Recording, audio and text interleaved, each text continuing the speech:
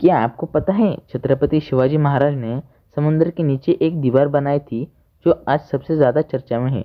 अगर आपको नहीं पता है तो ये वीडियो लास्ट तक देखिए और वीडियो को लाइक शेयर और कमेंट कीजिए और चैनल को भी सब्सक्राइब कीजिए। प्रतिप्रचंद्र लेखे वर्धिष्णु विश्ववंदिता शाह सनौ शिवशेष समुद्रपतराय राज्यते। एरी केरी नाम के एक फ्रेंच यात्री ने छत्रपति शिवाजी महाराज के बारे में लिखा है कि Chhatrapati Shivaji Maharaj is a master in all of fortifications. यानी छत्रपति शिवाजी महाराज को किले का निर्माण करने का बहुत ज्ञान था। वो इसमें उस्ताद थे।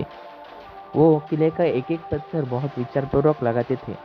उनके पास 360 किलो के आसपास किले थे, जिसमें से 27 से 30 किलो का निर्माण स्वयं उनके देखरेख में हुआ। चाहे वो भोपाल का प्रतापगढ़ हो या औरंगजेब का राजगढ़, राजधानी रायगढ़ हो या अरबी समुद्र पर तैरता सिंधुदुर्ग, जिनके जलजरे को लगाम लगाने के लिए पद्मदुर्ग का निर्माण करना ही क्यों न हो। छत्रपति शिवाजी महाराज की बुद्धि वैभव से बने किलों का निर्माण कुछ अलग ही है। वो अपने किले के निर्माण में कुछ युक्तियों का इस्तेमाल करते थे। एक भी किले का मुख्य दरवाज़ा सामने नहीं था। वो दो अष्टकोणीय बुर्ज के बीच में होता था जो दूर से दिखाई नहीं देता था। जब उस दरवाजे के पास जाओ तभी वो दिखता था। युक्ति नंबर 2, छत्रपति शिवाजी महाराज के पास ज़्यादा सेना नहीं हुआ करती थी, तो वो इन युक्तियों का इस्तेमाल करते थे। किले के दरवाजे के पास आने के लिए सिर्फ एक ही रास्ता होता था, वो भी बहुत छोटा, जिससे कि दुश्मन की ज़्यादा सेना एक साथ हमला ना करे। जब दुश्मन किले के नीचे से ऊपर की ओर दौड़ने लगेगा तो उसके दाहिने हाथ को तटबंदी यानी एक दीवार होती थी, जिससे वो बुर्ज के ऊपर से आने वाले चाकू, पत्थर, भाले, तीर इन्हें अपने ढाल पर ना अड़ा सके। जब आप छत्रपति शिवाजी महाराज के किसी भी किले में जाओगे तब देखना कि किले की जो सीढ़ियाँ है वो थोड़ी ऊपर नीचे होगी। तो ये कोई गलती नहीं है, ये जानबूझकर बनाया हुआ है। जब दुश्मन तेजी से किले के ऊपर की तरफ चढ़ने लगे तब उसका अंदाज़ा गलत हो जाए और वो गिर जाए। अगर वो नीचे भी देखकर चलता है तो बुर्ज के ऊपर से आने वाले तीर, कमान, चाकू, भाले उसका खात्मा कर देंगे। लेकिन अभी के अभियंताओं को लगता है यह पुराने समय का तंत्र ज्ञान। पहले समय में किलों के दरवाजे तोड़ने के लिए हाथियों का इस्तेमाल होता था। इससे बचने के लिए छत्रपति शिवाजी महाराज ने एक तरकीब लगाई। किले पर चढ़ने के लिए जो रास्ता होता था वो टेढ़ा मेढ़ा होता था। जिस जगह पर वक्राकार रास्ता होता था उसी जगह पर बड़ा दरवाज़ा बनाए, जिससे हाथी दरवाजे को तोड़ ना सके। और उस दरवाजे के सामने लोहे का रॉड टाइप कुछ लगा हुआ होता था।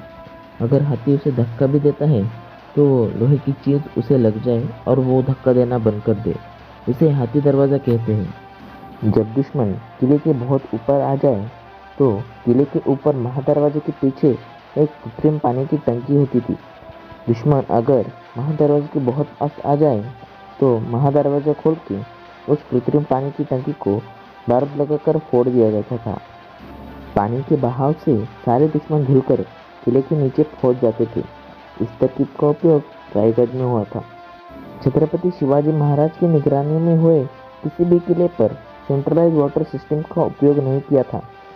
किलों के हर जगहों पर छोटी बड़ी टंकियां खोदी थी। छत्रपति शिवाजी महाराज का आमात्य कहते हैं कि बर्तनों और तोपों की रेडिएशन से सेंट्रलाइज वाटर सूख जाता है।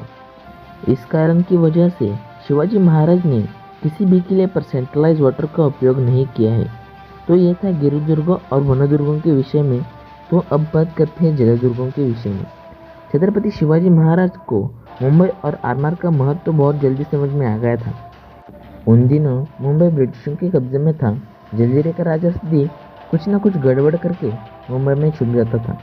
उसको मात देने के लिए छत्रपति शिवाजी महाराज ने मुंबई के पास खंडेरी बनाया।